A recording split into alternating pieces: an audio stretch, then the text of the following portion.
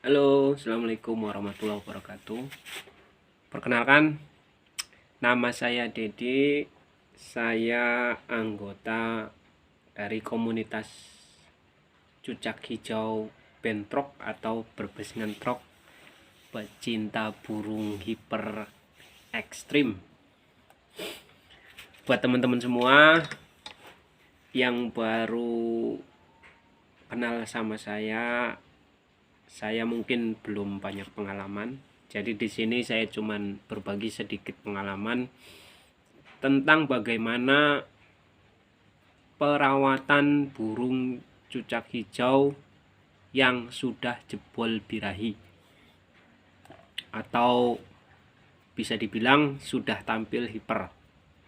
Oke. Pertama-tama yang perlu dipahami dari burung cucak hijau itu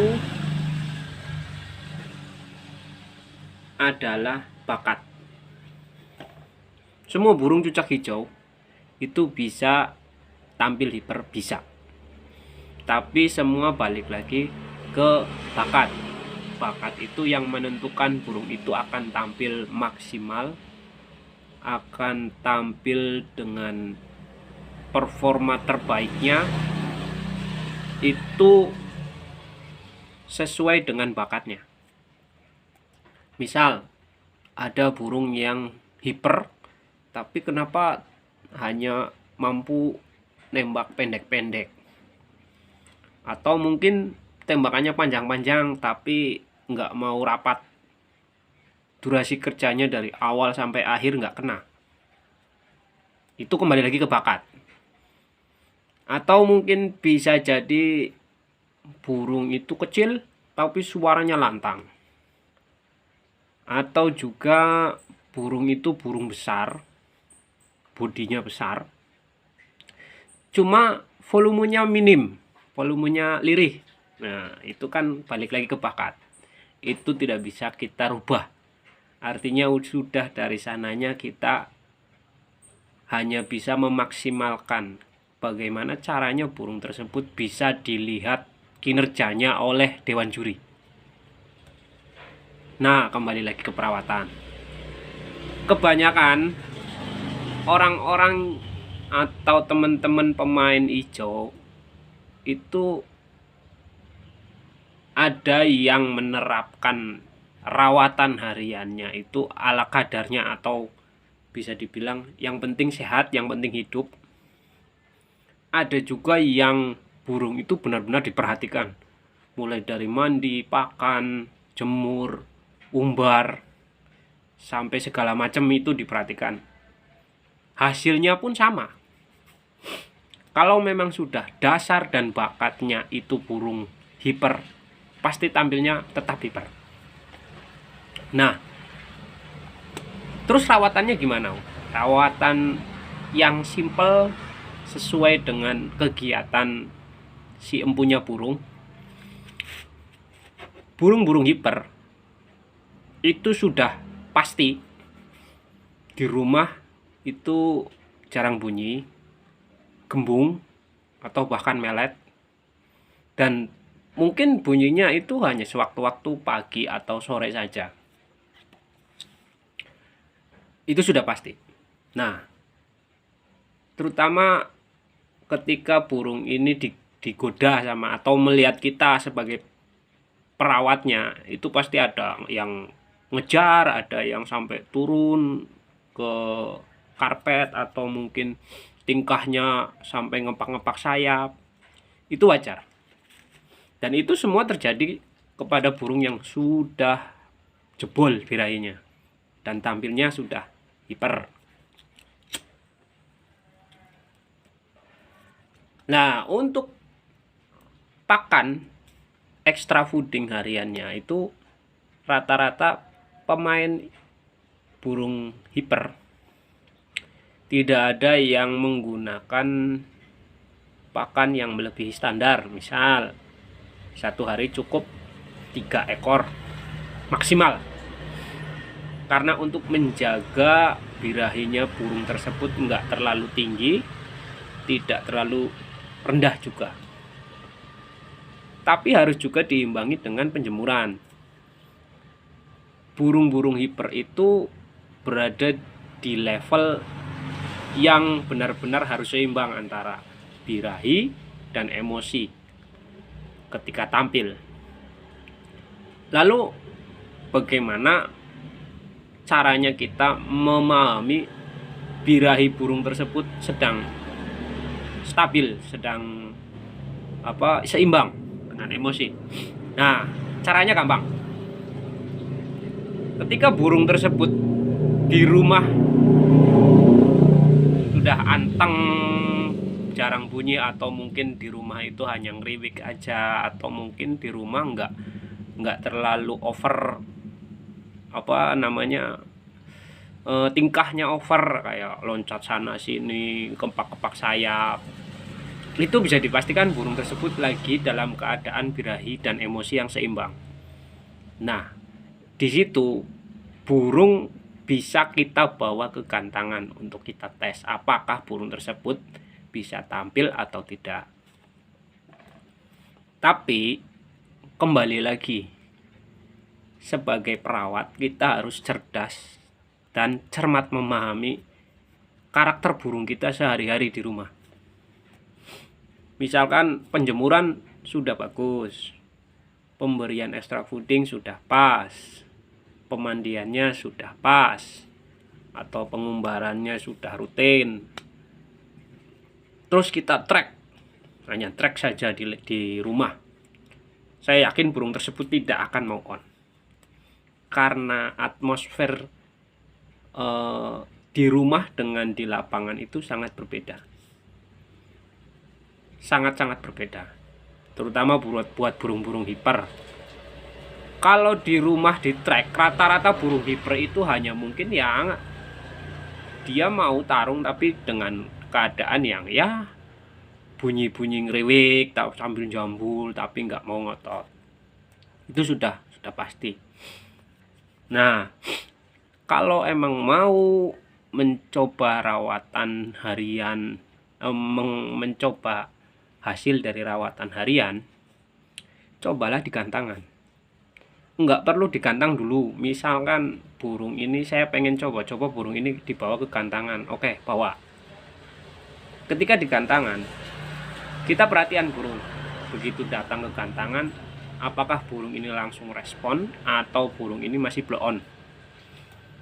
Rata-rata kebanyakan burung-burung hiper itu sampai lapangan, ada yang kebalikannya, gacor sekali, ada juga yang blow on. Blow on itu artinya dia cuma pelangap-pelongo, melendung, lihat burung yang lain nggak ada respon. Untuk burung yang blow on pelangap-pelongo seperti ini, biarkan saja dibuka, diablak di pinggir lapangan, kita kasih makan dia, diamkan dulu.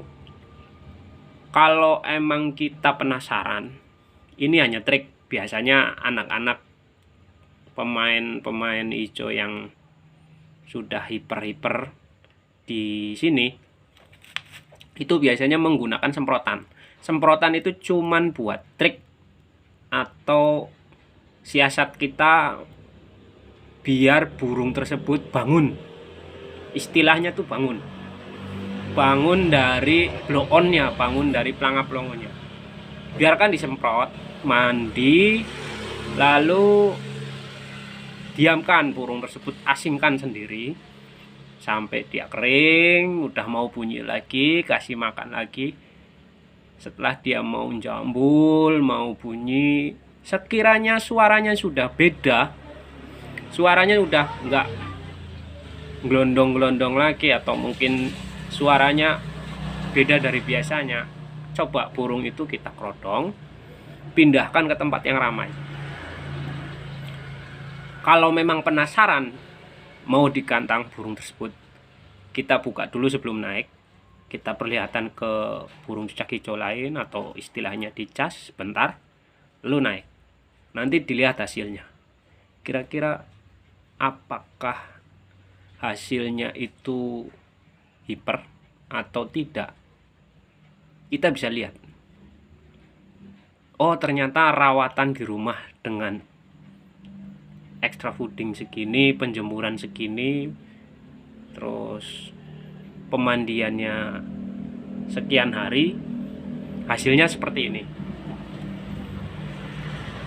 Kalau emang bagus hasilnya, pertahankan perawatan tersebut, biarkan saja. Nanti kita kasih jeda 1 minggu perawatan tersebut, kita coba lagi minggu depan, apakah hasilnya akan sama. Nah, di situ nanti kuncinya tuh ada di percobaan kedua, apakah sukses atau tidak. Dari percobaan pertama, kedua, apakah ada bedanya atau tidak.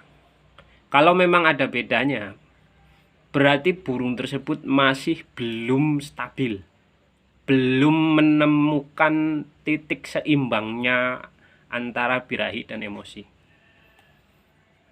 Jadi jangan pernah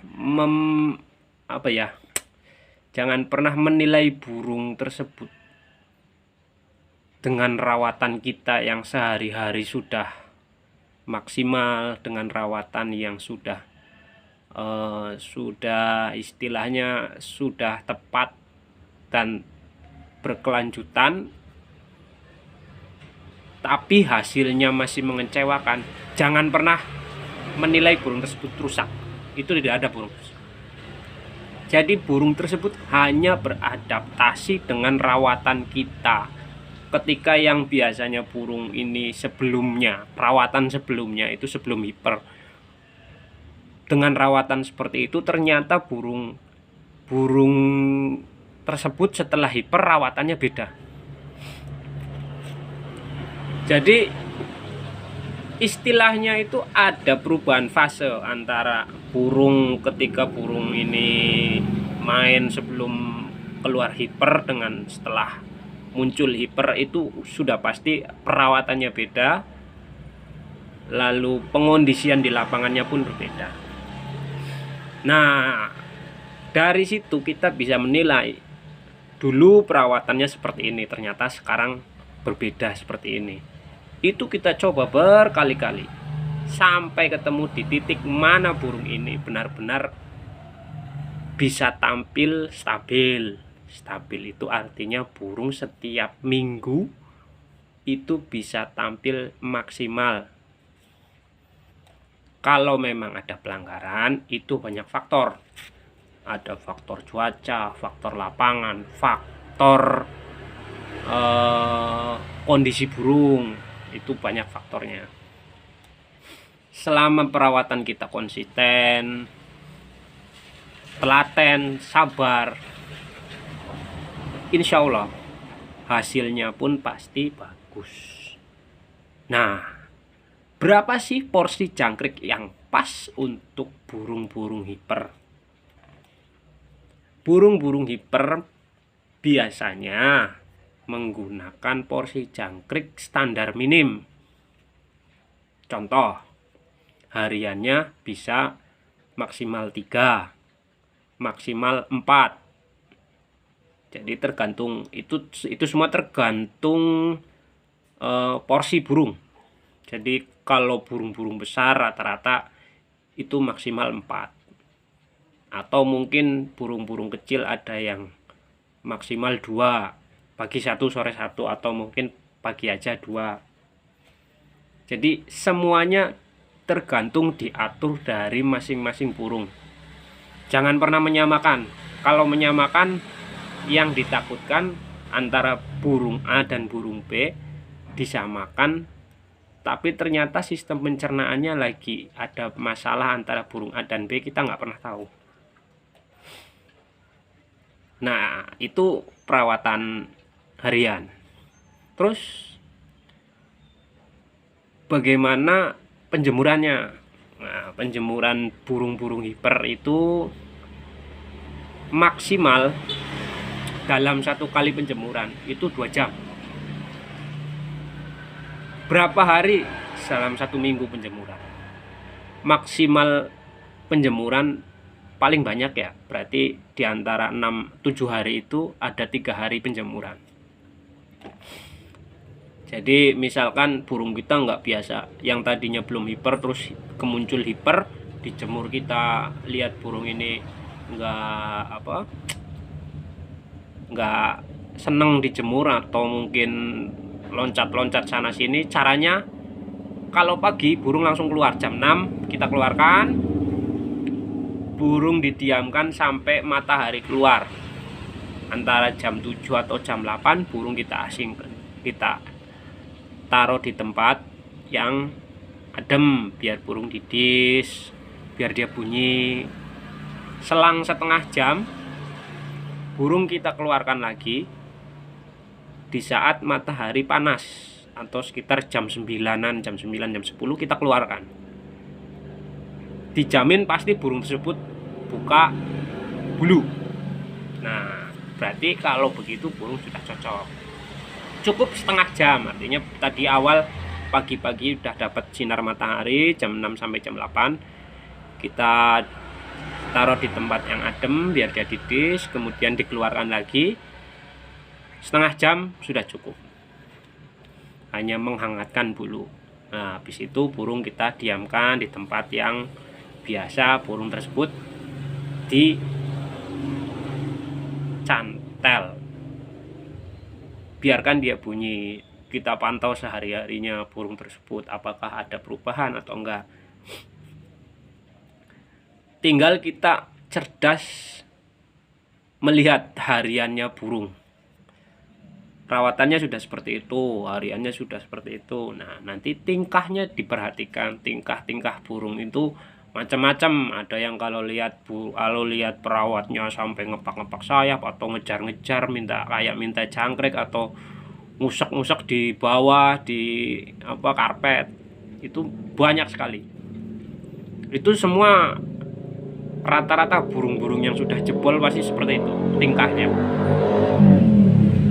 dan itu wajar, bukan penyakit atau bukan sesuatu yang, ya istilahnya itulah caranya dia mengekspresikan dirinya. Burung tersebut itu kalau di rumah sehari-hari seperti ini.